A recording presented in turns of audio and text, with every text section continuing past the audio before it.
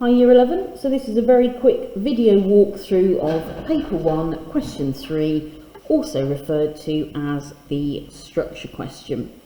So by this stage you will have read the text an entirety of one time, and you will also have read thoroughly through the lines for Paper 1 Question 1 and Paper 1 Question 2. Attempting to write about Paper 1 Question 3 is going to give you another opportunity to read through the whole text, because the question is always going to say the same thing. You need to think about the whole of the source. The text is from the beginning of a short story. So firstly, this bit here, whole, is really important because it's telling us that we need to talk about the beginning, the middle and end of the text. The question here, how has the writer structured the text to interest you as a reader, is always going to be the same question. And it's also going to ask you to think about what the writer focuses your attention on at the beginning of the source, how and why the writer changes this focus, and any other structural devices that interest you. Once again, it's worth 8 marks. But in this instance, you need to be writing 3 paragraphs. One about the beginning, one about a switch of focus, and then one about the end or any other structural device that may interest you. So my sort of cheat tip before you read this whole text through is to use the other questions in this exam to work out what the question could what your answer could focus on. So, for example, if we look at question 1, the lines that we're directed to are lines 1 to 4. That's the beginning of the text. That is focusing on Mr. Fisher. So our first paragraph that we're going to write about is going to be about the beginning, and it's going to be on the focus of Mr. Fisher. The second question, the one that we've just completed, still focuses on Mr. Fisher through lines 9 to 15, except this time it switches from being physical details about Mr. Fisher to thoughts about Mr. Fisher's views of books and stories. So I'm going to go here and number 2, and I'm going to say that there is a switch of focus to his thoughts. So we're moving from the external to the internal. Now, when I read through in a minute, there may be another structural device that stands out. But just in case I'm struggling, if I flick forward and look at question 4, I'm instructed to look at lines 25 to the end. So that's the end part of the text. And it said, a student said, this part of the story where Mr. Fisher is marking homework shows Tibbet's story is better than Mr. Fisher expected, and his reaction is extreme. So that means that my third piece of text could be a discussion of the ending and Mr. Fisher's reaction. Might put in brackets there, extreme. But what I'm also going to be able to write about is that the writer's using zoom to really focus in on that piece of text. So now we're going to have a very quick read through of the text again, and we're going to make sure that we're able to pick out some key things to write about. Now remember, this is structure, so you're not analysing language, which means any quotations you want to use can be line references if needs be. So, Mr. Fisher lived alone in a small terraced house in the centre of town. He did not own a car and therefore preferred to do as much as he could of his weekend marking in the form room after school. Even so, there were usually 2 or 3 stacks of books and paper to take on the bus. So I'm going to draw a pair of eyes here, and my focus is Mr. Fisher. And I'm going to just put here physical details. It's establishing for us his sense of character. It had been a disappointing term at St Oswald's. For most of the boys in 3F, creative writing was on a par with country dancing and food technology. Oh, he tried to engage their interest, but books just didn't seem to kindle the same enthusiasm as they had in the old days.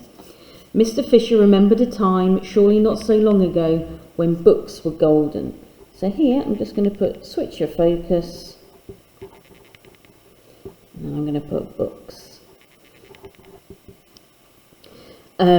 When books were golden, when imagination soared, when the world was filled with stories which ran like gazelles and pounced like tigers and exploded like rockets, illuminating minds and hearts. He had seen it happen and had seen whole classes swept away in the fever. In those days there were heroes, there were dragons and dinosaurs, there were space adventures and soldiers of fortune and giant apes. In those days, thought Mr Fisher, we dreamed in colour, though films were in black and white, and good always triumphed in the end. Now everything was in black and white, and though Mr Fisher continued to teach with as much devotion to duty as he had 40 years before, he was secretly aware that his voice had begun to lack conviction. To these boys, these sullen boys with their gelled hair and perfect teeth, everything was boring. Shakespeare was boring, Dickens was boring. There didn't seem to be a single story left in the world that they hadn't heard before. And over the years, though he had tried to stop it, a terrible disillusionment had crept over Mr Fisher, who had once dreamed so fiercely of writing stories of his own. They had come to the end of the seam, he understood. There were no more stories to be written. The magic had run out. This was an uncharacteristically gloomy train of thought, and Mr Fisher pushed it away. Not all his boys lacked imagination. Alistair Tibbet, for instance, even though he'd obviously done part of his homework on the bus. An amiable boy, this Tibbet, not a brilliant scholar by any means, but there was a spark in him of which deserved attention. So here, I'm just going to draw another pair of eyes. I'm going to put switch to Tibbet. And it is almost like a zoom in on his work.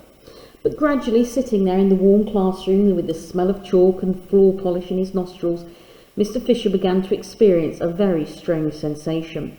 It began as a tightening in his diaphragm, as if a long unused muscle had been brought into action. His breathing quickened, stopped, quickened again. He began to sweat, and when he reached the end of the story, Mr Fisher put down his red pen and went back to the beginning, rereading every word very slowly and with meticulous care. This must be what a prospector feels when, discouraged and bankrupt and ready to go home, he takes off his boot and shakes out a nugget of gold the size of his fist.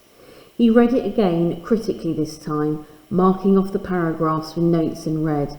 A hope which at first Mr Fisher had hardly dared to formulate swelled in him and grew strong. He found himself beginning to smile. If anyone had asked him what Tibbet's story was about, Mr Fisher might have been hard put to reply. There were themes he recognised, elements of plot which were vaguely familiar, an adventure, a quest, a child, a man, but to explain Tibbet's story in these terms was as meaningless as trying to describe a loved one's face in terms of nose, eyes, mouth. This was something new, something entirely original. So I might decide to write about that final line there, telling us how dramatically wonderful he feels that Tibbet's story is. But what we've done by going through that and using our previous questions as a focus is we've just given us something to centre on whilst we're answering those questions. Now the key thing is turning those ideas and those focus points that we've had into what, how, why paragraphs. And so what we want to be thinking about when it comes to this paragraph is, what are we focused on?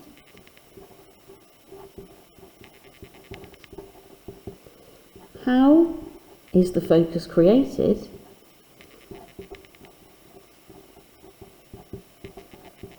And then why does this interest the reader?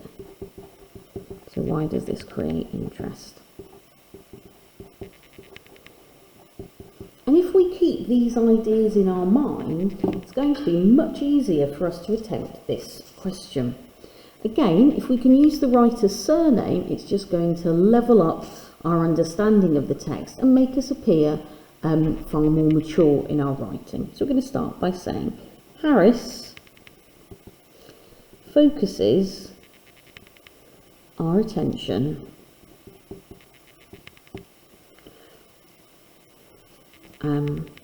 on the character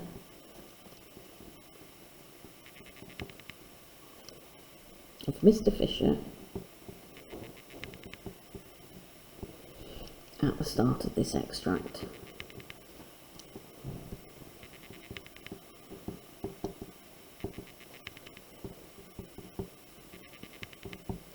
Then I'm going to say specifically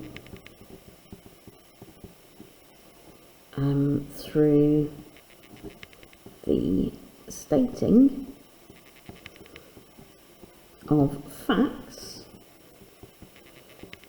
such as Mr. Fisher lived alone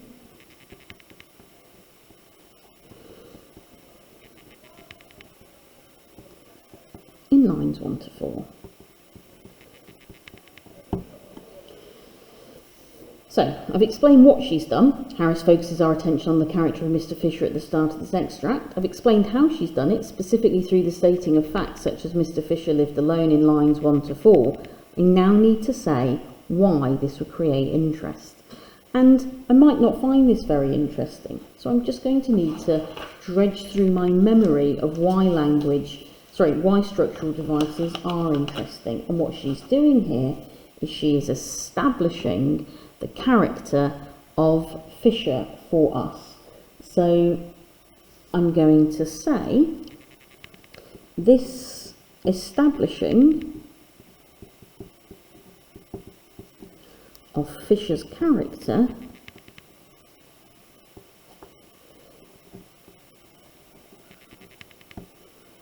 helps the reader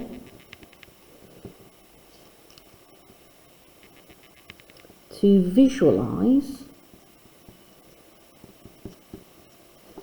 the mundane and domestic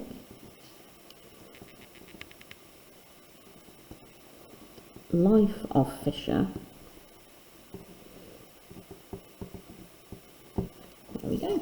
So Harris focuses our attention on the character of Mr. Fisher at the start of this extract, specifically through the stating of facts such as Mr. Fisher lived alone in lines 1 to 4.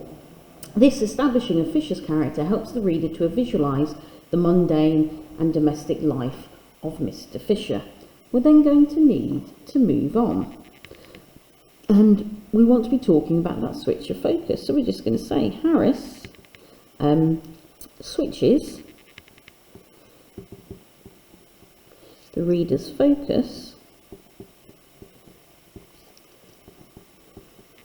from the practical elements of Fisher's life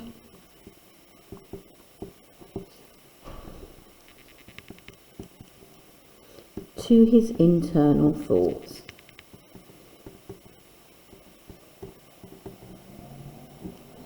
So, what does she focus our attention on? And now we need to think about how she does that. So, I'm just going to lift out that when books were golden.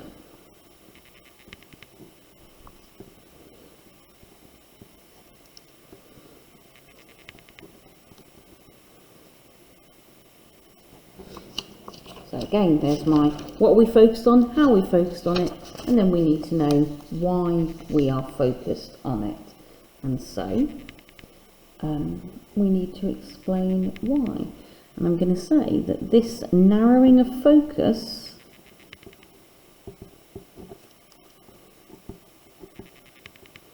conveys to the reader that Mr. Fisher is extraordinarily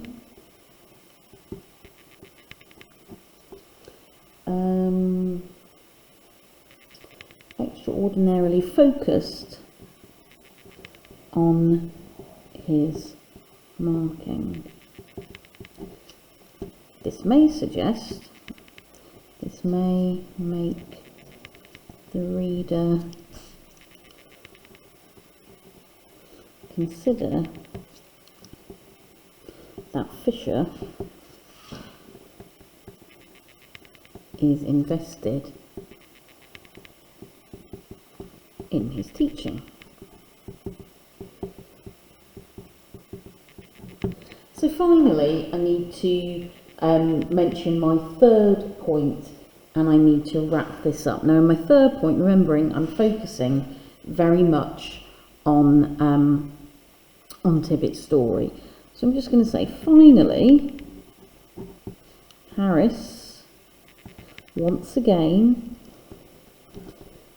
changes the focus, but this time she zooms in on a particular piece of work. So I'm just going to give a quotation for that piece of work, and I'm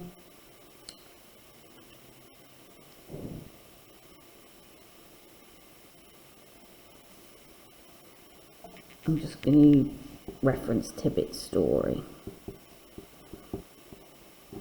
Now, what I need to do here is explain why she zooms in and what that suggests, sort of, why that would keep us interested. So finally, Harris once again changes the focus, but this time she zooms in on a particular piece of work, Tibbitt's story.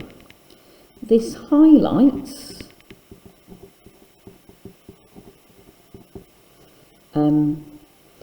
the fact that Mr. Fisher is impressed with the story. Now, I'm not satisfied that that explanation is going to score me highly, so I'm going to build on it by talking about how she's used this example after he's been really disillusioned. So this highlights the fact that Miss Fisher is impressed with the story by contrasting Tibbitt's story with Mr. Fisher's earlier disappointment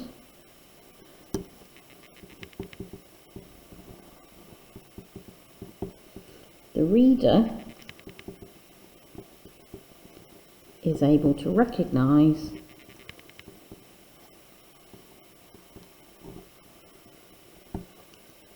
how very good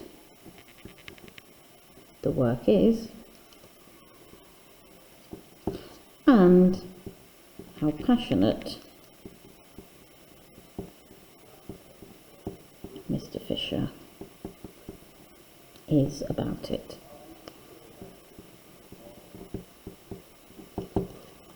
So there you go, 3 paragraphs looking at 3 different areas of structure. Thank you very much, Year 11.